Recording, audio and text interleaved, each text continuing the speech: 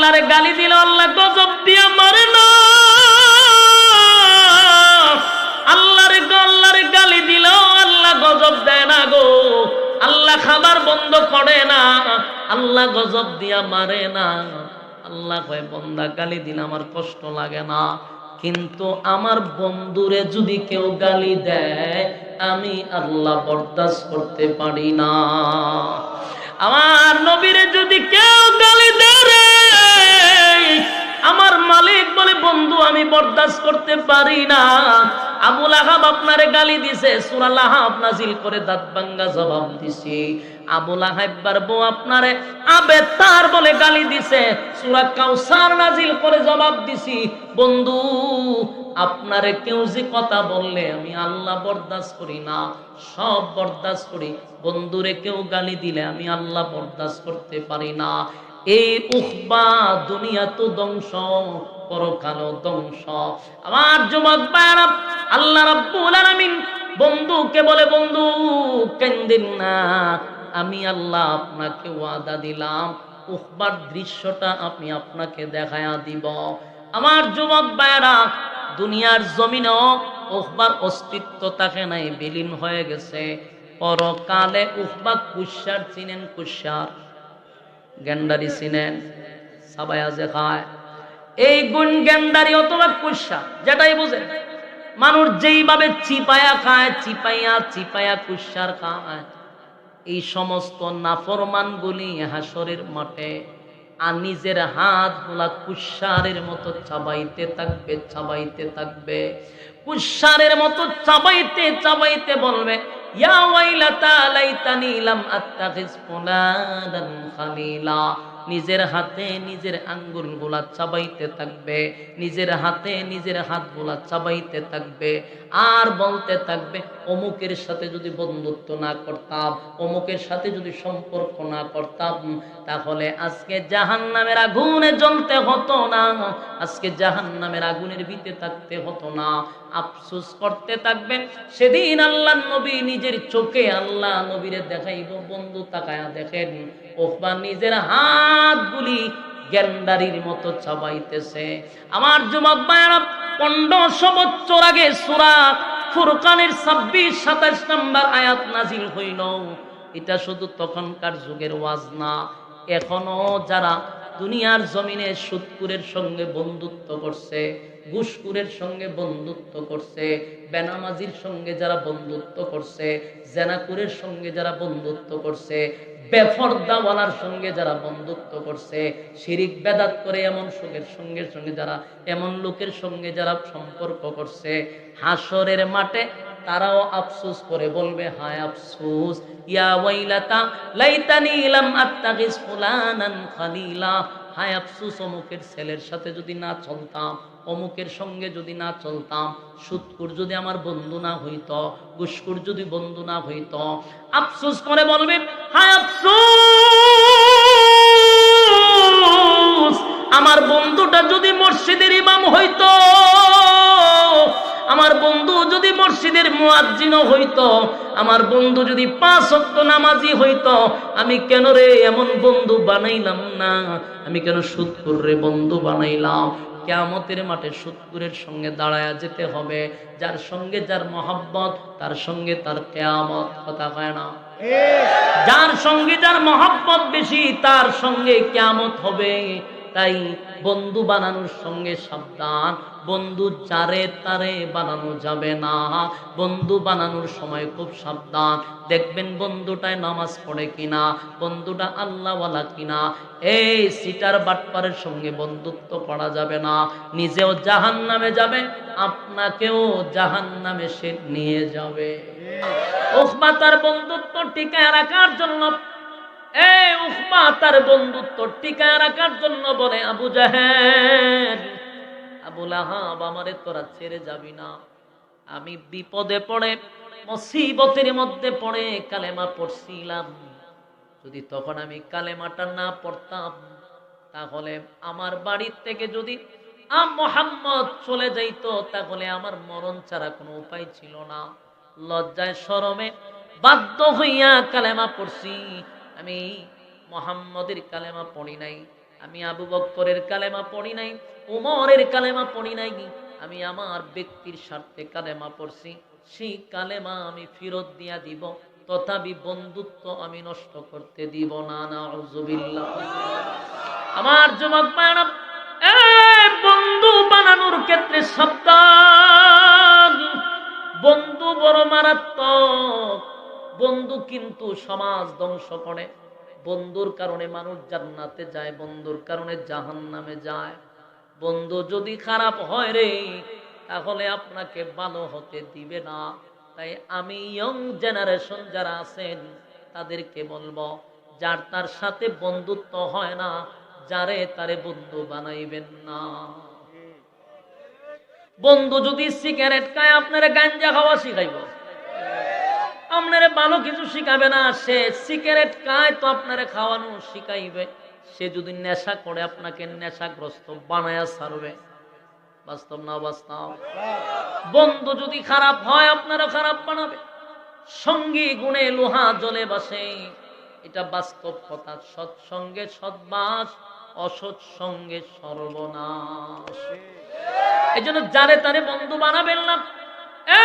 বন্ধু বানানোর সময় সাবধান গো, কারণ বন্ধুর কারণে মানুষ জাহান্নামে যাবে, বন্ধুর কারণে আবার জান্নাতেও যাবে। যদি বন্ধুটা আল্লাহওয়ালা হয়, বন্ধুটা যদি মুমিন হয়, বন্ধুটা যদি আমলদারি হয়, এই বন্ধু আপনাকে নামাজের তালিম দিবে, এই বন্ধু আপনাকে দিনের রাস্তায় নিয়ে আসবে। তাই বন্ধু বানানোর সময় আল্লাহওয়ালা দেখে বন্ধু বানাবেন। বন্ধু বানাইতে গেলে নামাজি দেখে বন্ধু বানাবেন। যারে তারে বন্ধু বানানো যাবে না। আপনারা মাঝে মধ্যে ফেরাউনের জীবনী পড়বেন। আমি কয়েকবার পড়ছি, বারবার পড়ছি, মজা লাগছে। ফেরাউনের জীবনী পড়তে গিয়া দেখি, ফেরাউন আল্লাহ দাবি এত সহজে করে নাই। ফেরাউন রে খোদা দাবি করতে যিনি পিছন দিয়া লারা দিছে, ওনার নাম হইল ওই যে এর বন্ধু হামান। হামাইন্না ছিল এর ছোট বেলার বন্ধু, আর এই বন্ধু এরে শয়তানের মতো লড়াইছে। এ হামাইন্নার লগে চল্লা শেষ পর্যন্ত খোদা দাবি করছে। মূল ঘটনা পইরা দেখলাম পিছনে হামাইন্না ছিল মানে বন্ধু। তাই বন্ধু যদি খারাপ হয়, আপনার শ্মশান গাড়ে নিয়ে ছাড়ব। কথা কন্যা দি পড়ছিল। কিন্তু আবু জাহেল, আবু লাহাব, এই সমস্ত বড় বড় বেঈমান গুলি আইসা বলছে, উকবারে আজকের থেকে তোর সঙ্গে কোনো ব্যবসা নাই, বাণিজ্য নাই, সম্পর্ক নাই। সব সাইড থেকে তোরে আমরা ব্লক মারলাম, তোরে বয়কট করলাম। আমাদের সঙ্গে চলতে পারবি না, ব্যবসা বাণিজ্য করতে পারবি না, নেতাগিরিও করতে পারবি না, একা চলবি, আমাদের সঙ্গে আজকের থেকে তোর সম্পর্ক বাদ। এই কথা শুই না বন্ধুত্ব টিকায় রাখতে গিয়া উকবা বলে, দোস্ত আমারে ছেড়ে যাবি না, প্রয়োজনে আমি কালেমা ফেরত দিব, কালেমা ফেরত দিয়া দিব, তবু আমি বন্ধু ছেড়ে দিতে পারবো না। নাউজুবিল্লাহ। কিন্তু আবু জাহিল্লা তো খারাপের খারাপ, কি বালানি, এ খুব খারাপ। এক হয় ঠিক আছে,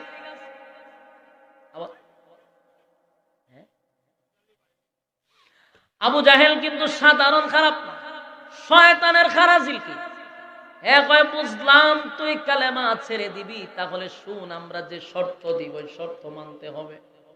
ও বাগায় মানব। ও শর্ত হলো, কালেমা পড়ে মোহাম্মদ রে যতটুক তুই খুশি করছস, কালেমা ফিরত দিয়া মোহাম্মদ রে এতটুক কষ্ট দিতে হবে না। নাউজুবিল্লাহ। উকবায় বন্ধুত্ব টিকায় রাখার জন্য এই প্রস্তাবে রাজি হয়ে গেছে রে। আল্লাহর নবীর কাছে গিয়া তারা কালেমা ফিরত দিবে, এই প্রস্তাবে রাজি হয়ে গেছে। আবু জাহেল বলে, কালেমা পড়ে যতটা খুশি করলি, এর থেকে বেশি মনে কষ্ট দিতে হবে। তাই ৫-৬ জন একত্রিত হইয়া উকবারে বুঝাইল, শোন, আমরা তোরে নিয়া আব্দুল্লাহর পুত্র মুহাম্মদের সামনে গিয়া দাঁড়াবো। তুই তার সামনে দাঁড়ায়া বলবি যে গতকালকে কালেমা পড়ছিলাম লজ্জার থেকে বাঁচার জন্য, আজকে তোমার কালেমা ফিরত দিলাম। এখানেই শেষ নয়, মুহাম্মদের সামনে দাঁড়াইয়া মুহাম্মদের সুন্দর চেহারার মধ্যে তুতু মারবি। নাউজুবিল্লাহ। চিন্তা করেন বন্ধু কত খারাপ। উকবা বন্ধুদের সম্পর্ক রাখার জন্য এই প্রস্তাবে রাজি হয়ে গেছে রে।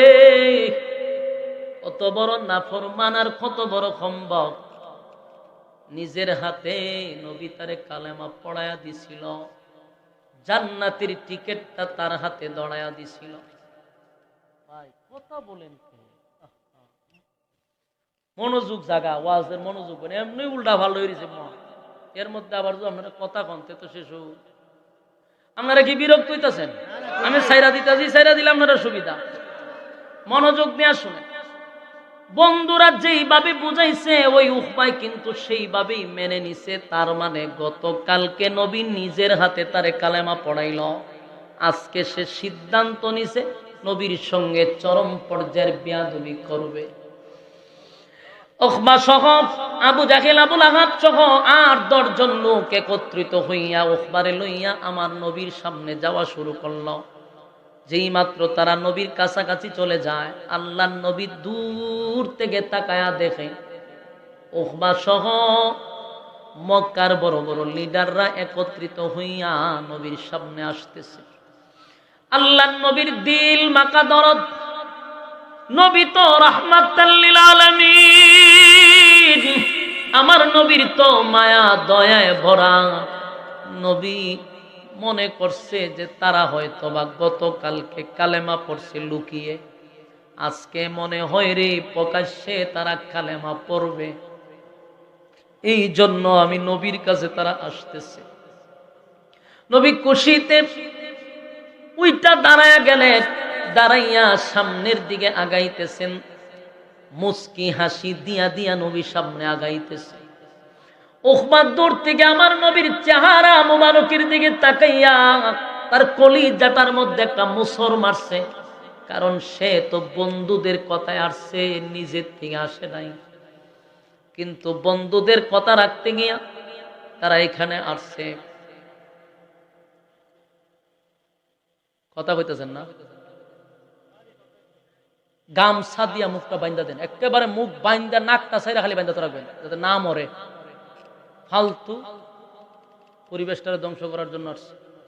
বারবার বলতেছি কথা বললেন, কথা বললে কি মনোযোগ থাকে? কন আপনি কথা বলবেন এদিকে, আমার মন জায়গায় এদিকে, তেলে কার কথা হয় কেমনে? পুরা বাম আর ডুবা দিতেছেন বারবার ওয়াজের মধ্যে। এটি তো দুশ্মন মাহফিলে, ইচ্ছাকৃত ভাবে পরিবেশটা ধ্বংস করে। মুখ বাইন্দা তো রাখবেন যাতে নাক দিয়া শ্বাস ফেলাইতে পারে, মরে গেলে বিপদ আছে।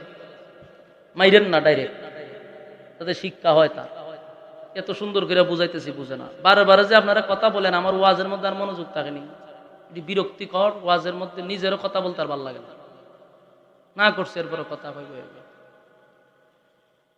আল্লাহর হাবিব উনি সামনের দিকে আগায়, উনার দিলের ভিতরে যে কথাটা হলো যে হয়তোবা গতকালকে কালেমা পড়ছে লুকিয়ে, আজকে মনে হয় সরাসরি পড়বে। নবী তো রহমতের সাগর, নবীর দয়া মায়া বেশি, তাই আমার নবীর ধারণাটা ছিল পবিত্র। নবীর ধারণা হলো গতকালকে লুকিয়ে কালেমা পড়ছে, আজকে মনে হয় রে বন্ধুদেরকে নিয়ে আসছে কালেমা পড়ার জন্য। আনন্দে নবীর বুকটা পড়ে গেছে, আর উকবায় নবীর চেহারার দিকে বারবার তাকায় আছে। উকবায় চিন্তা করে, এত সুন্দর চেহারা, কেমনে গো আমি চেহারার মধ্যে তুতু মারবো, কেমনে মারো? কিন্তু বন্ধুদের চাপে পইরা আমার নবীর সামনে গিয়া দাঁড়ায়া গেছে। উকবার কলিজাটায় মুসুর মারতেছে। নবীর সামনে যখন দাঁড়াইছে, আল্লাহর নবীর সুন্দর চেহারা দিয়া যখন মুস্কি হাসি দিয়া নবী কথা বলতেছিল, আর উকবার ভিতর তো খারাপ, এরা তো ভালো নিয়তে আসে নাই, নবীর সঙ্গে বেয়াদবি করার জন্য আসছে। আল্লাহর নবী বলেন, উকবা রে, গতকালকে লুকিয়ে কালেমা পড়ছ, আজকে কি প্রকাশ্যে কালেমা পড়ার জন্য আসছ?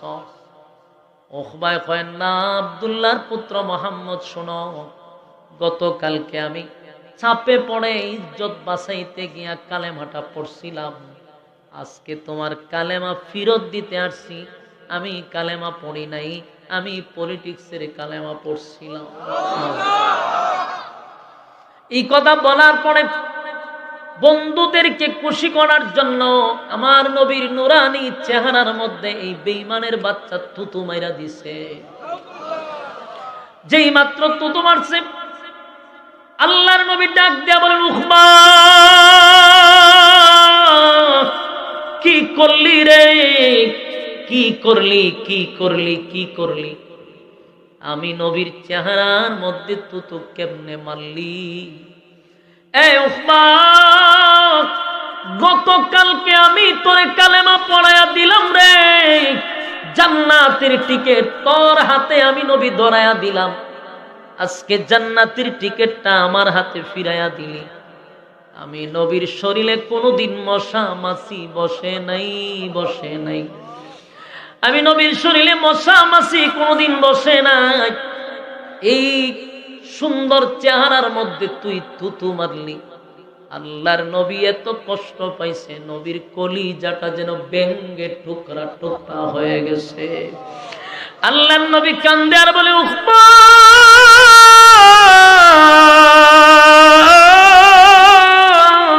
কি করলি রে, কি করলি? নিজের হাতে কালেমা পড়ায়া দিলাম, আজকে আমার হাতে কালেমা ফেরত দিলি। শুধু তাই নয়, আমি নবীর সঙ্গে চরম পর্যায়ের একটা বেয়াদবি করলি।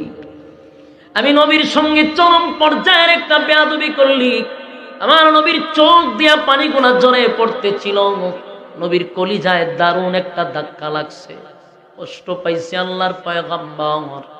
নবীজি যখন তাকায়া বারবার বলেন, উখবারে কামটা করলি কি? নিজের হাতে কালেমার পরায়া দিলাম, জান্নাতের চাবি আমি নবী তোর হাতে দিলাম, বন্ধুদের পাল্লায় পড়ে জান্নাতের টিকিট ফিরাইয়া দিলি, আমি নবীর সঙ্গে বেয়াদবিটা করলি। উখবা কি করলি, কি করলি? আল্লাহর নবী যখন কান্না শুরু করলো, নবী এতটা কষ্ট পাইছে রে, নবীর মনে এত কষ্ট পাইছে, আমার আল্লাহ তখন ডাক দিয়া বলে, বন্ধু কান্দেন না। পৃথিবীর কেউ সান্ত্বনা দেয় না রে, পৃথিবীর কেউ সান্ত্বনা না দিলেও আমার আল্লাহ ডাক দিয়া বলে, বন্ধু কান্দিল না, কান্দিল না, কান্দিল না।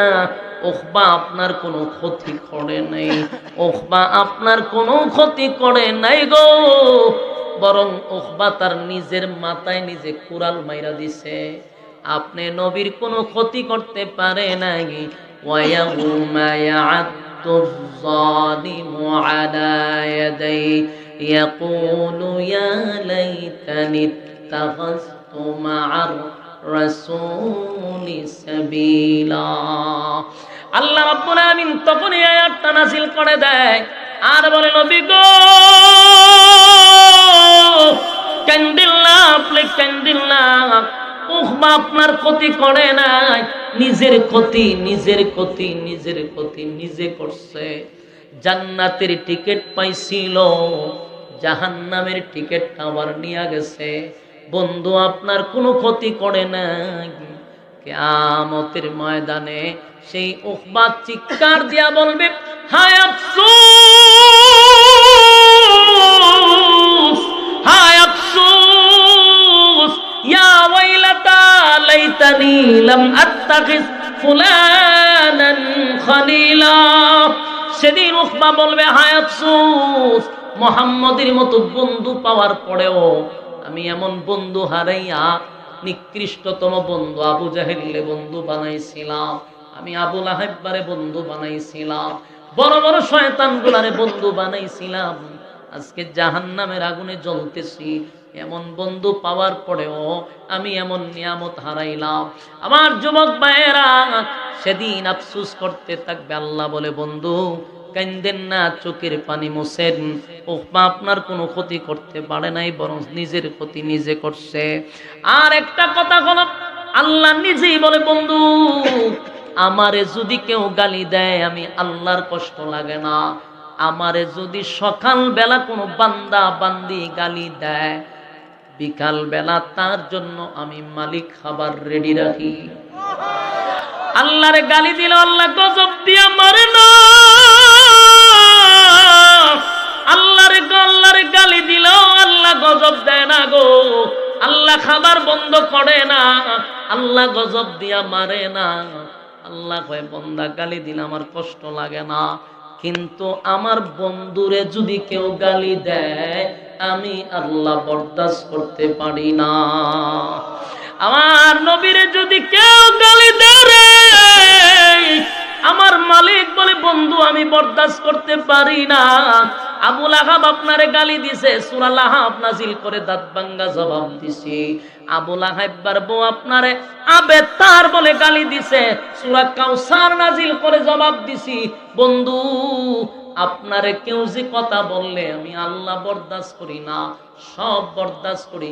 বন্ধুরে কেউ গালি দিলে আমি আল্লাহ বরদাস্ত করতে পারি না। এই উখবা দুনিয়া তো ধ্বংস, পরকালও ধ্বংস। আমার যুবক ভাইরা, আল্লাহ রাব্বুল আলামিন বন্ধুকে বলে বন্ধু কান্দেন না, আমি আল্লাহ আপনাকে ওয়াদা দিলাম উখবার দৃশ্যটা আমি আপনাকে দেখায়া দিব। আমার যুবক ভাইরা, দুনিয়ার জমিনেও উখবার অস্তিত্ব থাকে নাই, বিলীন হয়ে গেছে। পরকালে উখবা কুশার চিনেন? কুশার গেন্ডারি চিনেন?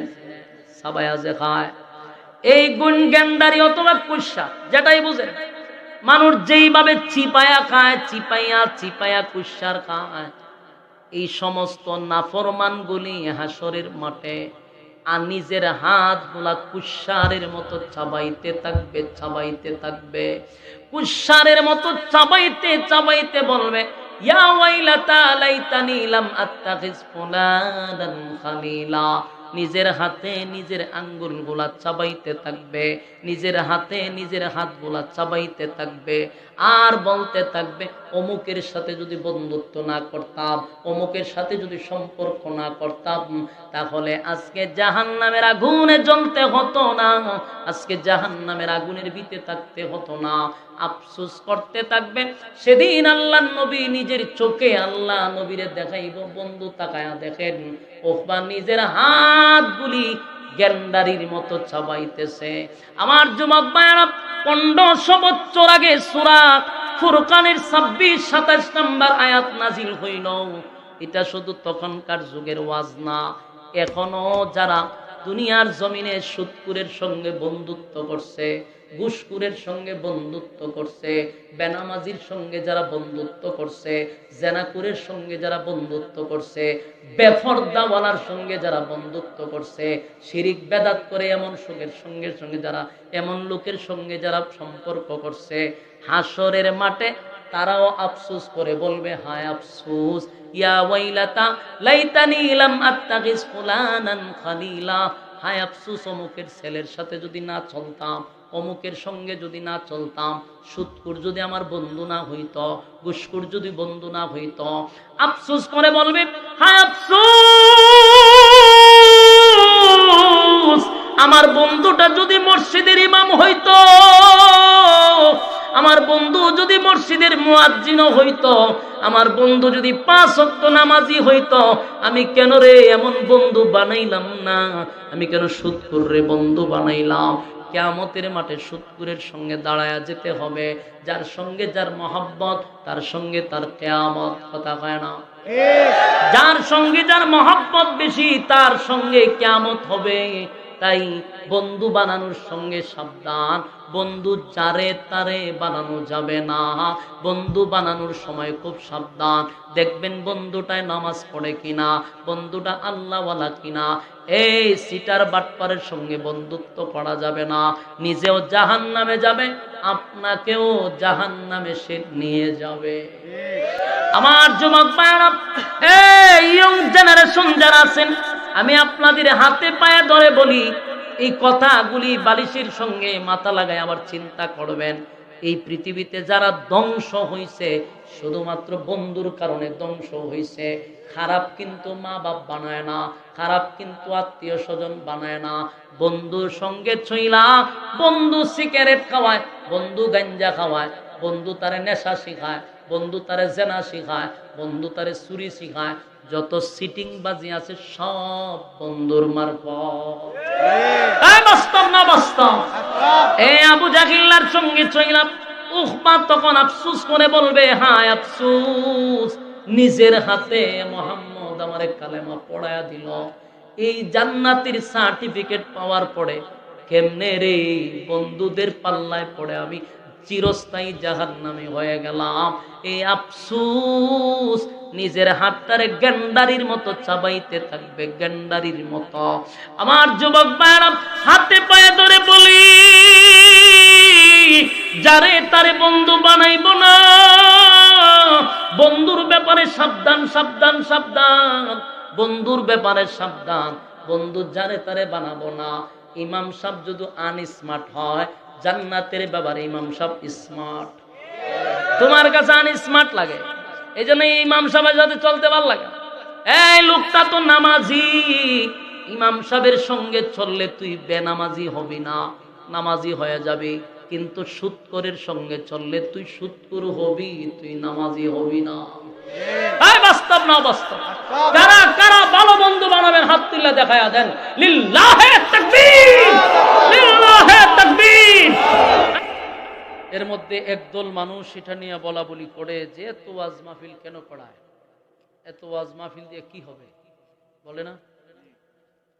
আমি স্পষ্ট বলতে পারি, যদি ওয়াজ মাহফিল এত ঘন ঘন না হতো তাহলে দেশের মানুষ কুত্তা বিলাই হয়ে যেত, গরু ছাগল হয়ে যেত, মানুষ আর মানুষ থাকতো না।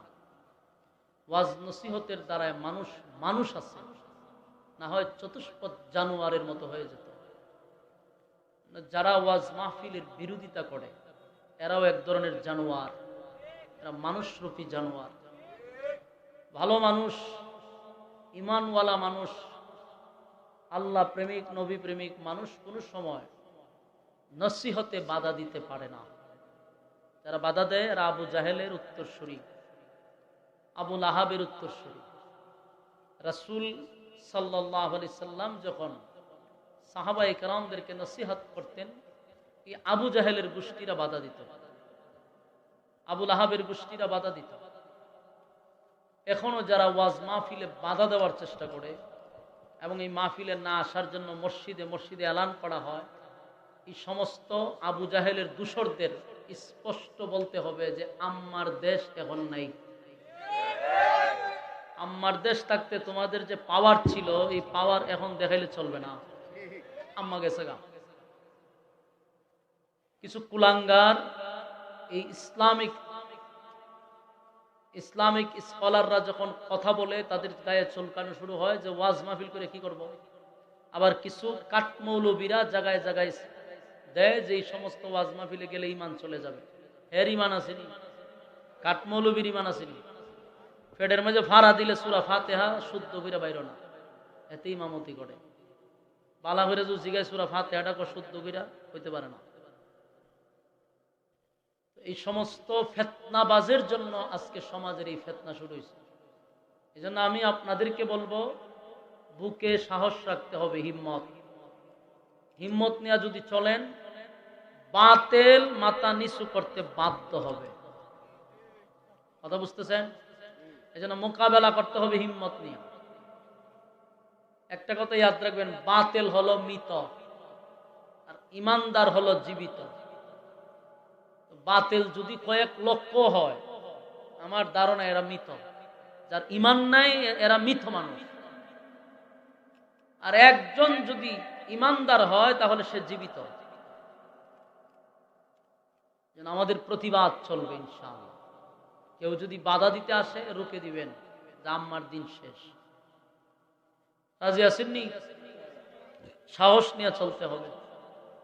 এই যে এখানে আপনারা মাহফিল করাইছেন, কত ঝড় তুফান সংগ্রামের পরে, এখানে কি কোনো খারাপ কথা হয়?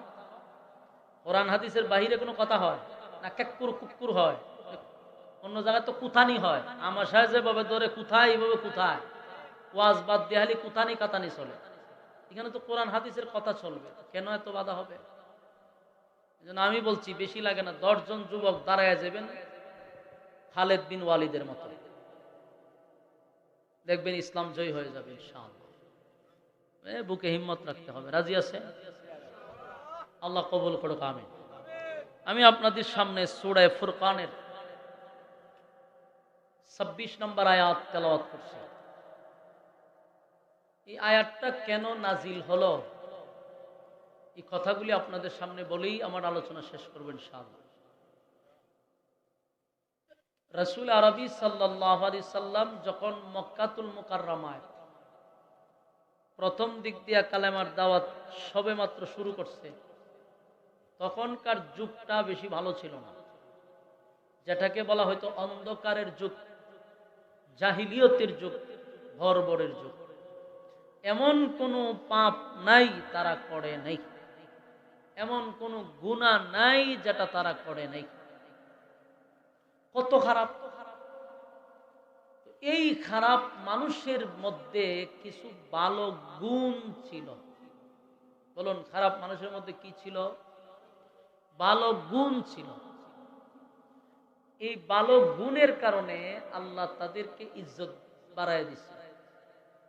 যে গুণগুলা মুমিনের মধ্যে থাকা দরকার, যে গুণগুলা আমাদের মধ্যে থাকা দরকার, সেই গুণগুলা 1500 বছর আগের সবচেয়ে নিকৃষ্ট মানুষের মধ্যে ছিল। তারা খারাপ, কিন্তু একটা ভালো গুণ ছিল। এই ভালো গুণটা হলো তারা মানুষদেরকে মেহমানদারি করাইতো। আমার কথা আপনারা বুঝুননি, বুঝলে হানা কইয়া। সবচেয়ে খারাপ মানুষের ভিতরে ভালো গুণ ছিল, তারা মেহমানদারি করাইতো, মানুষকে খাবার খাওয়াইতো। এটা তাদের গুণ ছিল, গুণ, ভালো গুণ। আর এই গুণটা আল্লাহর কাছে পছন্দনীয় গুণ। নবীদের সুন্নাহ মেহমানদারি করানো। মেহমানদারি এটা কিন্তু একটা বড় গুণ এবং নবীর সুন্নাহ এবং আল্লাহর কাছে পছন্দনীয় একটা ইবাদত, মেহমানদারি করানো। আমাদের মধ্যে এই সমস্যাগুলি আছে। বেঈমানদের মধ্যে এই গুণটা ছিল, মুসলমানের মধ্যে এই গুণ এখন নাই। মেহমান দেখলে মানুষ বিরক্ত হয়। আমাদের খাসলত কি হয়েছে? মেহমান দেখলে কি হয়? বিরক্ত হয়ে যাবে, চিন্তা করে আইসে যে কবে যাইব, কেন আইলো, আমরা যদি জিগাইলো না, হঠাৎ গরু উঠতে গেল। বিভিন্ন প্রশ্ন তার ভিতরে ঘুরায়। অথচ স্মরণ রাখবেন, মেহমান আপনার ঘরে ঢুকে বরকত নিয়া। কথা কি বুঝোই? বুঝলে মুখ কান মাফলার দিয়া বাইন্দা ধরা হইল। মেহমান ঘরে ঢুকে কি নিয়া? ওই আইছি ওয়াজ করতে, শ্রোতাও নাই, আওয়াজও নাই। আমার আওয়াজ বাড়ি তো কেমন? কথাও হয় না, শ্রোতাও নাই, কথাই তো কেমন ভিতর থেকে। মেহমান প্রত্যেকের ঘরে ঢুকে বরকত নিয়া। আপনি যখন মেহমানকে সুন্দরভাবে রিসিভ করবেন, মেহমানকে যখন আপনি রিসিভ করবেন, মেহমানের কদর করবেন, আল্লাহ রাব্বুল আলামিন আপনার বরকত বাড়াইয়া দিবে। মেহমানদারি করাইয়া আজ পর্যন্ত কেউ গরিব হইছে ইতিহাস নাই। বরং আমরা নিজের চোখকে দেখছি, মেহমানদারি করাইয়া আজকে, আগে ছিল বেড়ার ঘর, এখন হয়েছে পাকা ঘর। মেহমানদারি বলতে সব না, যেন একটা মাদ্রাসার ছাত্র আপনার ঘরে লজিং রাখলেন, সেও আপনার মেহমান, সে নবীর ঘরের মেহমান। তারা আপনি 3 বেলা খাবার খাওয়াচ্ছেন, এটা আপনার মেহমান, সে বরকত নিয়ে ঘরে ঢুকছে। গরিব হবেন না, 100% লিখে রাখেন, গরিব হবেন না, ভাগ্য খুলে যাবে। এই জন্য আমরা মেহমান আসলে যেন মন খারাপ না করি, মন বড় করে উদার মনে তাদেরকে মেহমানদারি করাবো। যতটুকু সামর্থ্য আছে, 1 গ্লাস পানি হইলেও করাবেন, আল্লাহ খুশি হয় এবং আল্লাহর কাছে এটা বড় পছন্দনীয় একটা গুণ। তো মক্কার মানুষ খারাপ, কিন্তু গুণটা ছিল তাদের মধ্যে। আপনারা যারা হজ উমরা করতে গেছেন মক্কায়, তারা দেখবেন এখনো কিন্তু এই গুণটা মক্কা মানুষের মধ্যে আছে, মদিনার মানুষের মধ্যে আছে, এখনো আছে। গেলে দেখবেন এরা মানুষকে খাওয়াইতে খুব পছন্দ করে। আপনি দাঁড়ায় রয়েছেন, খানা খাইতেছে, আপনি ফাঁসে দিয়ে গেছেন, টাইম আপনাকে বসাবে। আমরা যদি মক্কা এবং মদিনা একটা টেকা আপনার কাছে না থাকে, আপনি যদি এখানে 1 মাস থাকেন, বলে আমি টেকা নাই খাবার খাবো কেমন, আপনি কি দায় মরবেন না, বরং আপনি পর্যাপ্ত পরিমাণ খানা খাইতে খাইতে আপনার পেট বাড়িয়ে যেতে পারে। কারণ এই পরিমাণ খানা এমনি খাওয়া, টেকা লাগে না। আমি তো 20 দিন 25 দিন তাহি গেলে 1 পয়সা আমার লাগে না, আমি যে খানা খাই। অবশ্য আমরা রাস্তাঘাটে খাওয়াই না, লোক আছে, কিন্তু আমি দেখলাম এখানে গেলে একটা টেকাও লাগে না। এমনিতে কেউ না কেউ একজন খারাপ, তাই হুজুর আজকে দুপুরের লাঞ্চটা আমি করাবো, হুজুর আমি কিন্তু রাত্রে খাওয়াবো, এরকম লোক তৈরি হয়ে যাবে। আমি 20-25 দিন থাকলে একটা টেকাও আমার পকেটে লাগে না। কারণ এটা মক্কা এবং মদিনা, মানুষগুলা মেহমানদারি করাইতে আজ থেকে 1500 বছর আগেই পছন্দ করত। এই জন্য মেহমানদারি করাইয়া তারা কি গরিব হইছে? কথা হয় না? সবচেয়ে পৃথিবীর মধ্যে সবচেয়ে শৌখিন মানুষ হলো মদিনা মক্কার মানুষ, শৌখিন মানুষ। তো 1500 বছর আগের কথা, কাফের বেঈমানরা ব্যবসা করতে যাইতো বিভিন্ন জায়গায়। ব্যবসায় যখন বেশি মুনাফা পাইতো, লাভ হইতো বেশি, তখন তারা মক্কায় আইসায় একটা খানার পার্টি করত। লাভ হইছে তো খানার পার্টি করতো, মানুষকে খাওয়াইতো, এটা আনন্দ পাইতো। কিছু মানুষ আছে এখনো দেখবেন, মানুষকে খাওয়াইতে পারলে হের মনে খুব শান্তি পায়। এরকম মানুষ আমাদের প্রত্যেকের গ্রামগঞ্জে একজন হলে পাওয়া যায়। মানুষকে খাওয়াইতে পারলে এর মনে একটা খুব শান্তি, হুদুদি একজনকে খাওয়াইবো, হেরে খাওয়াইবো, এটা কিন্তু ভালো গুণ। এই গুণটা অনেক ভালো, মানুষ খাওয়ানো। তো ওই এদের মধ্যে একজনের নাম হইল উকবা ইবনে আবু মুঈত। কুরাইশ বংশে তার জন্ম, কুরাইশের একজন নেতা। সে সিরিয়ায় ব্যবসা করতে গেছে, প্রচুর লাভ হইছে। লাভ হইছে পরে মক্কায় এসে চিন্তা করছে যে একটা খানার পার্টি করা দরকার। খানার পার্টি করবে, মনে মনে চিন্তা করতেছে যে খাওয়াবো যেহেতু, বালা মানুষ খাওয়াইবো যেহেতু, বালা মানুষ খাওয়াই। আচ্ছা, আপনারা খাওয়াইতে গেলে চিন্তা করেন না যে একটা বালা মানুষ খাওয়াই? কথা হয় না? একটা মুরুখ জব করলো দেখবেন ইমাম সাহেবরে দাওয়াত দেয়, ঠিক না? আমার প্রশ্ন হলো, ইমামরে দাওয়াত দিচ্ছেন কেন? চেয়ারম্যানরে দাওয়াত দিলেন না কেন? একটা ইউনিয়নের চেয়ারম্যানরে মানুষ মুরুখ জব হলে দাওয়াত দেয় না, কিন্তু একজন ইমামরে দাওয়াত দেয় কেন? তার মনের ভিতরে যে ইউনিয়নের মধ্যে সবচেয়ে ভালো মানুষ তাই ইমাম সাহেব আছে, ঠিক নেই? একটা মহল্লার মানুষ চিন্তা করে যে পুরো মহল্লার মধ্যে সবচেয়ে ভালো মানুষটা যদি হয় ইমাম সাহেব, তাহলে ইমাম সাহেবরে খাওয়াই কেন? তাহলে মানুষ খাওয়াইতে চায় ভালো মানুষটা, খারাপ রেখেও দাওয়াত দিয়া খাওয়ায় না। মাঝে মধ্যে দাওয়াত দেয়, বিয়া শাদী দিল ফরমালিটি রক্ষা করার জন্য। সুদকুরর দাওয়াত দেয়, ঘুষকুরর দাওয়াত দেয়, সিটার বাটপার দাওয়াত দেয়, এটা হলো ফরমালিটি।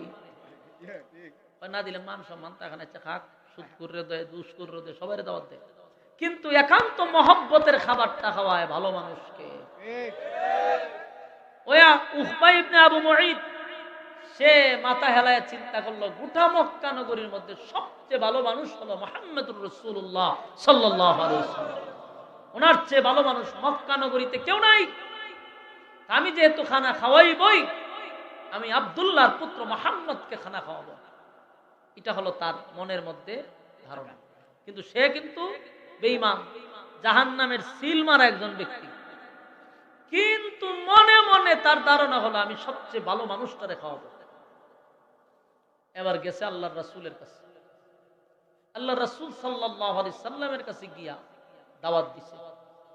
দেয়া হয়, হুজুর আমরা আসছিলাম আপনাকে খাবারের দাওয়াত দেওয়ার জন্য, খানা খাওয়ানোর জন্য। আল্লাহর রাসূল সাহাবায়ে কেরাম নিয়ে কথা বলতেছিলেন, ওয়াজ নসিহত করতেছিলেন। এই উকবা বললেন, আপনার সাথী সঙ্গী নিয়ে আগামী কালকে আমার বাড়িতে খানা খাবেন। দাওয়াত দিয়ে গেলাম। রাসূল দাওয়াত পাইয়া খুশি, সাথী সঙ্গীদেরকে নিয়ে পরের দিন তার বাড়িতে গেছে। বাড়িতে যাওয়ার পরে রাসূল দস্তরখানা বিছাইয়া দিছে, খানা একেবারে সামনে আনছে। ঠিক এই মুহূর্তে রাসূলের জিহানে হঠাৎ করে চলে আসলো যে সর্বনাশ, আমি যার ঘরে খানা খাইতে আসছি সে তো একজন অমুসলিম, আর আমি একজন আল্লাহর পয়গম্বর হয়ে অমুসলিমের ঘরে খাবারটা খাই কেমন? এটা হতে পারে না। রাসূল এটা দাঁড়ায় গেছে, দাঁড়ায় বলল, উকবা, আমার জিহানে ছিল না তুমি যে একজন অমুসলিম, তাই আমি আমার সাথী সঙ্গী নিয়ে এই মুহূর্তে বের হয়ে যাচ্ছি। আমি একজন আল্লাহর পয়গম্বর হয়ে তোমার ঘরে খানা খাইতে পারি না। মক্কার একটা সিস্টেম ছিল, কারো বাড়িতে গিয়া খানার সামন থেকে দস্তরখানার তেল আপনি উঠতে যান, এটা সবচেয়ে লজ্জা এবং শরম এলাকায় ওই লোক তার মুখ দেখাইতে পারে না।